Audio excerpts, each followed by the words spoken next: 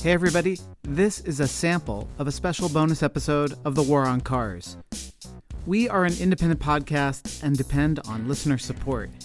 So to access all of our bonus episodes and listen to regular episodes completely ad-free, visit thewaroncars.org, click support us, and sign up on Patreon for just $3 a month.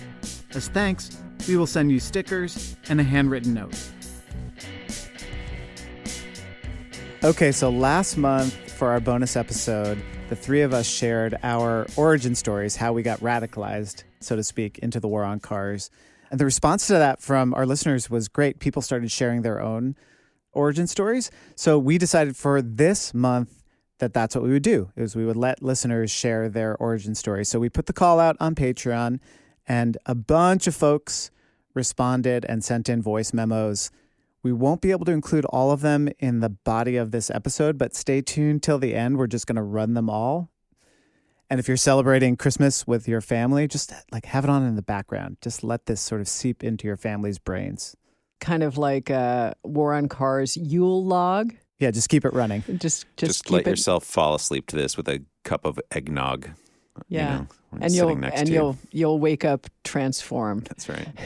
That War on Cars spirit. All right. Here's a voicemail from a friend in the UK. Hello, I'm Stu. As I'm speaking to you, some would have you believe that I'm trapped within a 15-minute radius of my house in Oxford, UK. My origin story is really in two parts. Firstly, I spent my teenage years in the English countryside where the car is king because everything is just so far apart.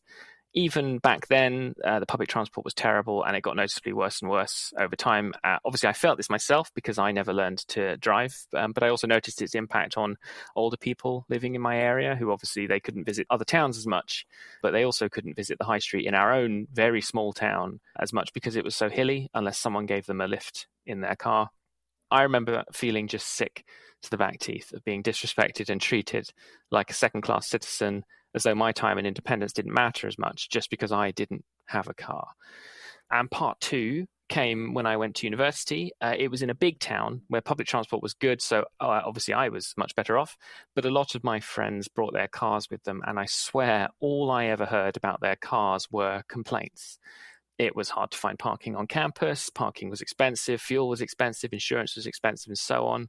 Obviously we were all poor students from a similar economic background, but it just became very noticeable how much more disposable income I had as opposed to those who were running a car. And that was the moment that it clicked, really, that, wow, cars are actually a pain in the ass. Yet a lot of people, clearly, they feel that they're forced to rely on them. And from then on, of course, once your eyes are opened and you see the effects of car dependency, you can't ever unsee it. And that's how I wound up here 10 almost 15 years later now as a listener to the War on Cars. I love that.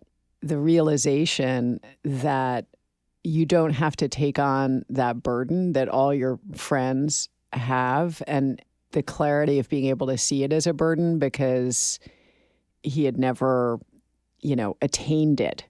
And I think there's so many things in our lives that we have to get this because society says that we have to have it. And then when we actually get it, it becomes a burden and something that causes a lot of anxiety and stress. And I think a lot of things in our materialistic society are designed to create more anxiety so that you'll want to buy more things. And cars are obviously top on that list. So I love the clarity in that listener's response. Yeah, it's a little bit of a War on Cars thesis there.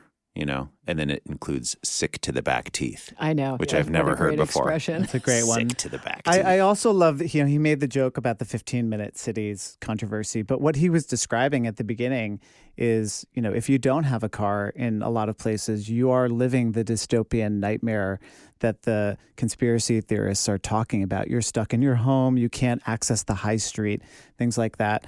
So I love that he sort of made that tie to actually the real problem is that you need a car for everything. That's the conspiracy that is forcing you into this lifestyle. And he gets into a little bit of the psychic cost, which I think gets underplayed. Just the fact that if you don't own a car, like in times when I have owned a car and not owned a car, when I don't own a car, this whole chunk of my brain is freed up. There's this cost of just like the car is always there, like, causing you problems, making you think about it. Oh, I have to move it for alternate side parking or whatever issues.